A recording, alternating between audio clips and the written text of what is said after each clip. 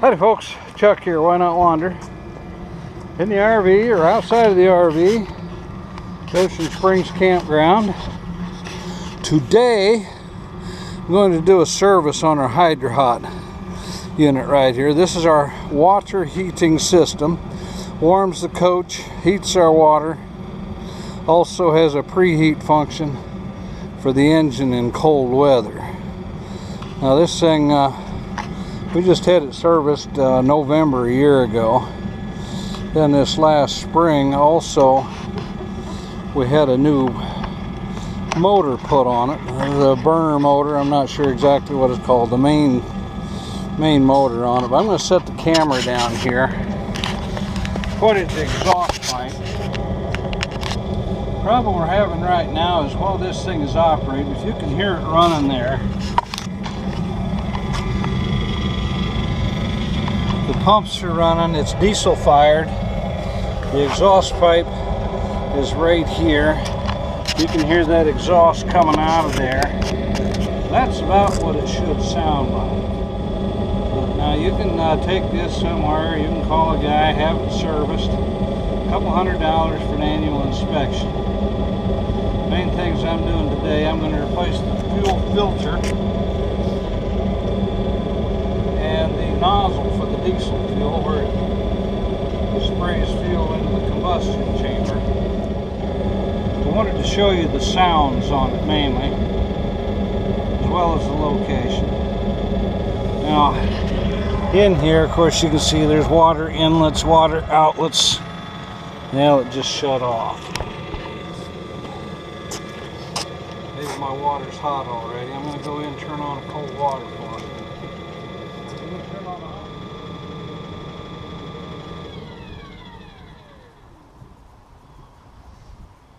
Okay, well, I guess the water's too hot for it to turn on again right now. I got the water running inside. Once the temperature of the water in the tank comes down, that should kick back on. I mainly wanted to show you how it sounds and what it looks like. In really cold weather, we leave that thing running all night long.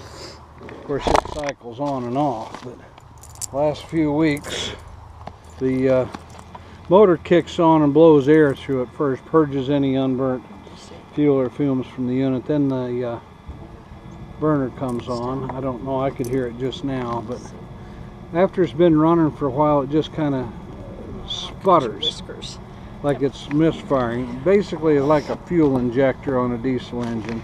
There. I don't know if you heard that misfire on it or not. It's like it'll misfire and blow a puff of smoke. I'm hoping that's just a worn nozzle, fuel spray nozzle. It actually sprays out a cone of fuel into the combustion chamber. That's what heats everything up. Of course, now that I want to show it to you, it may not do it. There, did you hear that? It just did it again. It's not smoking so bad today. Of course, the temperature's not quite as cold either. There. It's like the flame just goes out and then has to come back on again.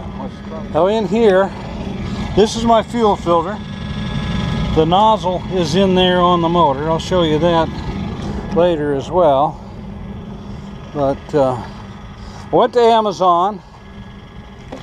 This fuel filter, now I got the one with the sediment bowl. I don't know that you necessarily need that, but that's what mine has, and I like the idea. If you are having a problem, you can see if there's anything in that sediment bowl or not. It's got a drain here, so ideal situation. Let's say you got some water in your fuel or excessively dirty fuel or something like that. Maybe you drain that off. With a solid filter, which I think is kind of standard on these. Of course, you can't see anything. All you can do is guess. So I like the idea that has a sediment bowl on it. Then the nozzle. Now this nozzle, let's see, Hydro-Hot fuel nozzle. Apparently they all use the same nozzle. This cost me $29.99. Now I did find one on Amazon for $14.99, but for whatever reason it said it could not be shipped to my location. In a box, we had it shipped down here to the campground, Ocean Springs. Amazon Prime. Down here usually takes about 3 days, but ordered this on Sunday. It came in on Tuesday. But it's got another filter on the end of the nozzle. It's in there. There's a little hole smaller than a straight pin right at the end of that. Fuel pumps into here, sprays out. It's supposed to be a, yeah, it says right on there, 0.35. Is that 3500s maybe instead of thousandths? And 60 degree S. Now that's the cone spray angle. That's standard for a Hydra Hot. It's labeled right on the red cap on there too. I'm going to go in. I'm going to shut the Hydra Hot off so it can cool down a little bit. We'll pull the cover off the end. There, you see that puff of smoke? A couple of them. And I'll show you as well as I can what I'm doing. Now last winter when we were having trouble with that, I mentioned we had to have the motor replaced on that. We went through last winter without the diesel burner working on this thing.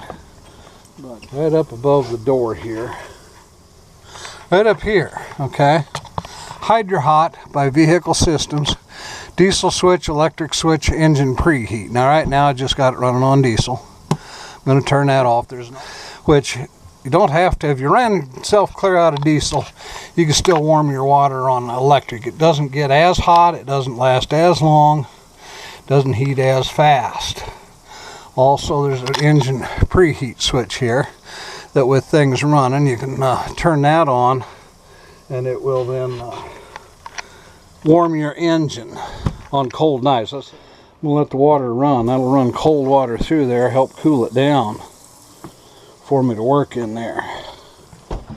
After the burner shuts off, it does still run the motor to purge any fuel or fumes that might have collected in the combustion chamber, so next time it's starting off fresh. Of course, we already know where the fuel filter is. Now I've already removed the screws from this cover. It comes off just like that. There's the Hydra Hot logo and everything on it. Inside here, hopefully you can see well enough, these are the motors for the pumps to circulate to our heating stations inside. This is the main burner motor right here, electronic control for it here. Then down in here there's a couple, they call them J-nuts. Yeah, I don't know how well you're going to be able to see this, but this motor right here unbolts from the housing down there. If I get these wires out of the way. 7 o'clock and 1 o'clock. There's the nut on this side right down there. If you can see it through there. I'll try and point to it. My finger's actually on the nut there right now. Then there's one on the opposite side up near the top. My index finger is pointing at it right now. 10mm socket with long extension to loosen those. Then we can drop that motor back for servicing. Now I know this because I have researched on YouTube how to do this. There's videos up there how to do your own annual service on one of these units. Primarily it consists of replacing the fuel filter, replacing that nozzle, which with the high pressure fuel going through there will erode and become too big, and then just like a leaking injector on a diesel engine, it's too much fuel to misfire. It needs the mist to fire properly. Then we'll see if we can get the combustion chamber out of there, show that to you, get it cleaned up as well. So I'll try not to let it go dead so I can get most of this video to show you what's going on. Now this again, I researched this on YouTube. I know you can take that off. I know you can unplug the wires. There's only one way they'll go back on. So I'm going to lay the control unit aside, move the wires out of the way then so I can work in here a little bit better. It should be fairly simple. Now right down here, these are the diesel hoses for it.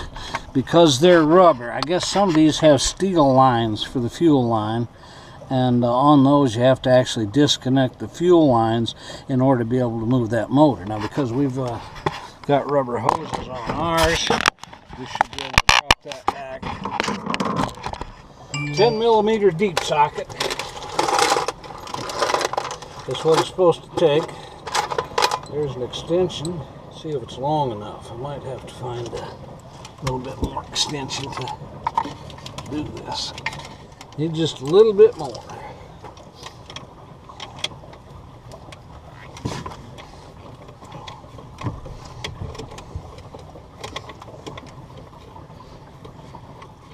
Okay, now those are J-nuts. I loosened it. It dropped out of the way. I didn't have to take the nut clear off of it.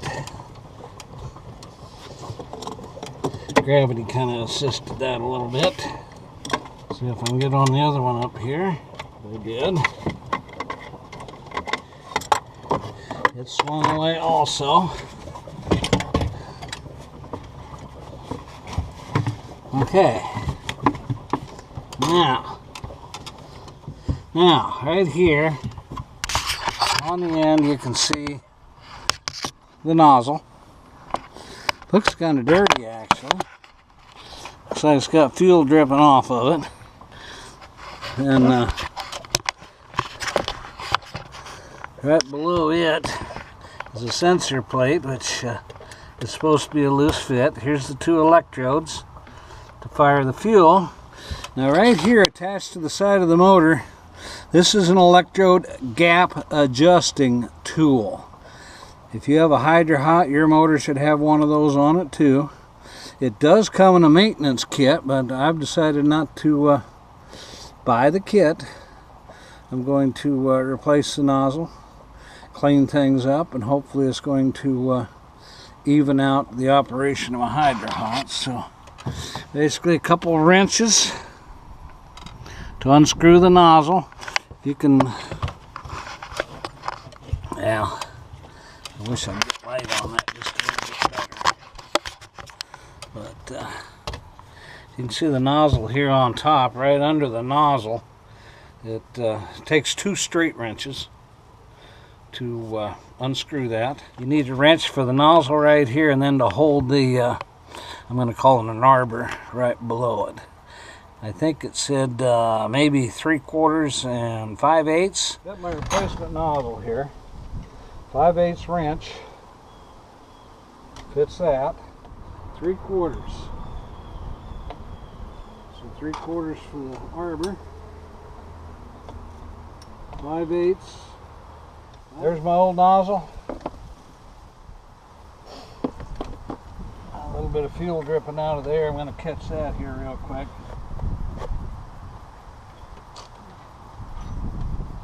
Now this is my choice. I'm going to go ahead and tip that up. Let any fuel that's in there drip out, just in case. That's a filter on the end. It looks clean, but just in case there's any microscopic stuff on there. As I understand, this is an electric eye that lets the computer know when the flame is burning, as opposed to when it's not. The gap checking tool mounted to the side of the motor. Little Phillips screwdriver. There's what it looks like right there. Set that on the where the nozzle came out of, right there. Then the electrodes are supposed to match up those little notches right there. Doesn't seem to be quite lined up, so let's take a shot at adjusting those just a little bit here. 10mm socket on the nut right there. Really pretty simple operation, straightforward. These little notches and that adjustment tool. The electrode tips sit right in there when things are lined up properly. Okay.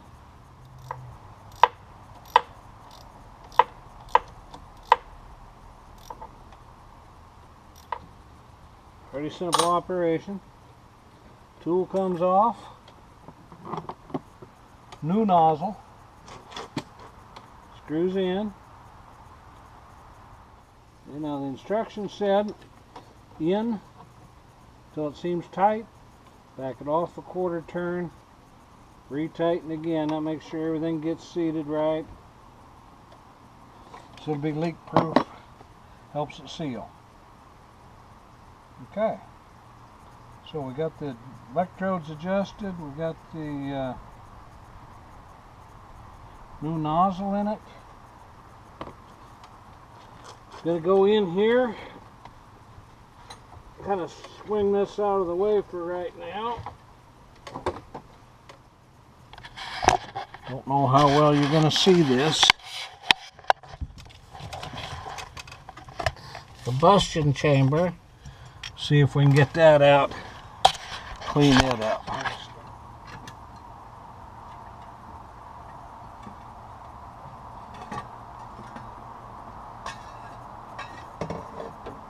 Well, there's my combustion chamber.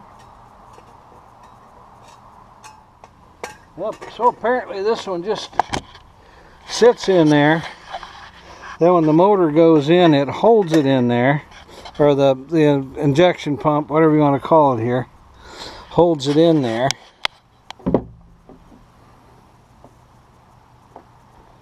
Well, I made it with everything except my screwdriver.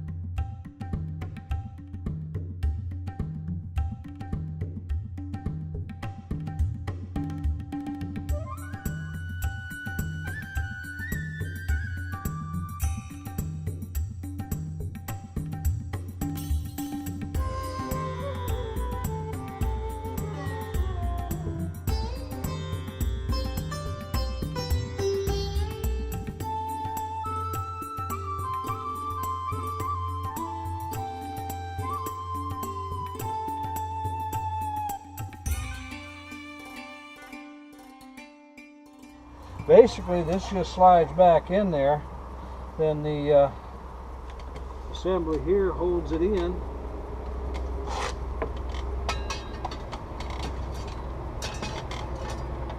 It's bottomed out. That must be it. I don't see anything else that looks like it should be a problem hose-wise or anything like that. Get this oriented back around. We'll get our electrode adjusting tool mounted back on here. Did I bring my screwdriver with me? Probably not. Yeah, I've got it started in there. I'll go grab my screwdriver and be back again. Go ahead and stuff all my old rags and stuff underneath this fuel filter where we're going to use them.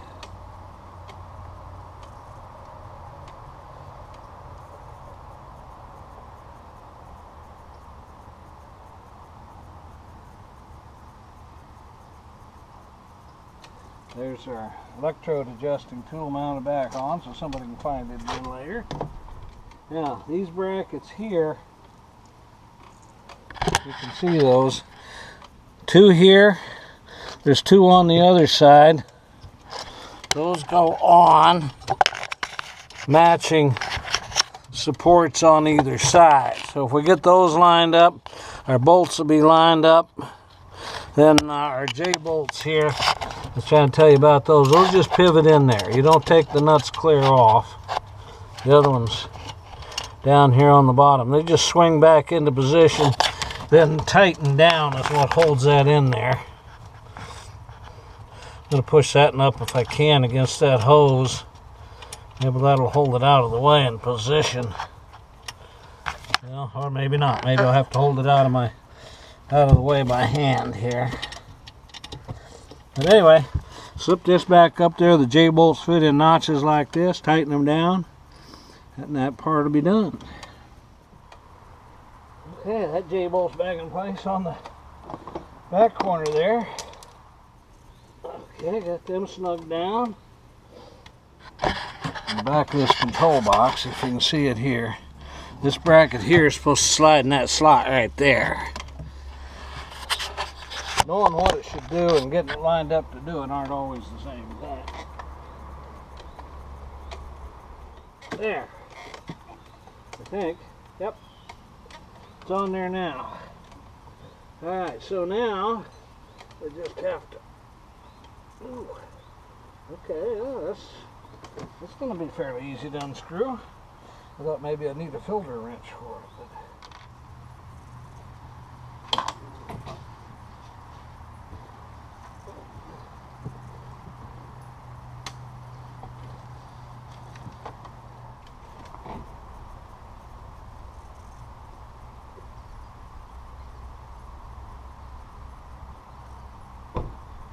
Cooper, get over here.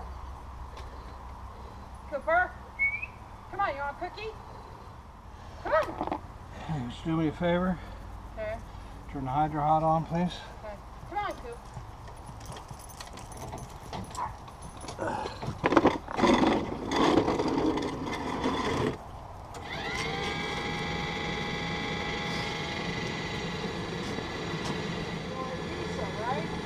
Yeah.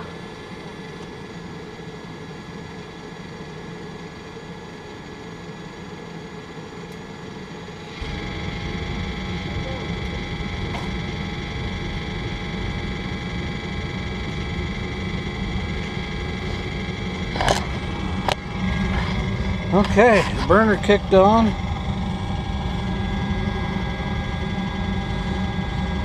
Fuel filter sediment bowl filled up okay. Keep an eye on it here for a couple minutes, see how well it does.